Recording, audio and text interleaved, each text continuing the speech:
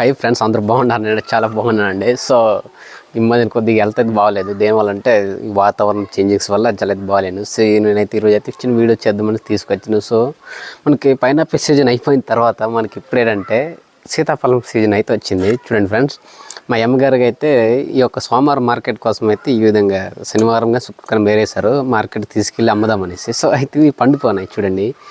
చాలా ఎలాగంటే సుమారు ఒక 1 kg లాగా ఉంటుంది. ఈ మధ్యన వీటిని తిని నాకు జలుబు అయితే వచ్చింది. సో ఒకసారి ఆయన తెలుసు కదా మన సంగతి, ఎంత జలుబు వచ్చినా కానీ తినడం మాత్రం మనం ఆపమనేసి. చూడండి, సీతాఫలం అయితే ఈ విధంగా ఉంది. ఒకసారి తిని చూద్దాం మళ్ళీ ఎలా ఉంది. మాకైతే ఇక్కడ చాలా ఫ్రీగా అయితే దొరుకుతాయి, ఎందుకంటే సొంతంగా పండిస్తాం కాబట్టి చాలా నేచురల్గా ఉంటుంది, చాలా టేస్టీ కూడా ఉంటుంది.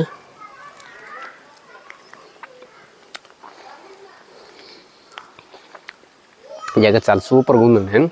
సో మా గింజలు అనేది బయట పారేమో, ఇలాంటి చిన్న జగ్గులోనే ఉంచుకుంటాం గింజలు చూడండి. సో వీటిని మళ్ళీ నెక్స్ట్ ఇయర్ కానీ ఎప్పుడైనా నాటుకుంటాం. సో ఎందుకంటే ఫ్యూచర్లో కూడా తినడానికి ఉండాలి కదా.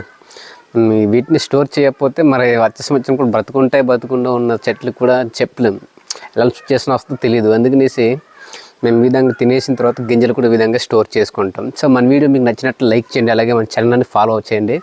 ఇలాంటి వీడియోస్ మనకి తరచుగా పెడుతూ ఉంటాం.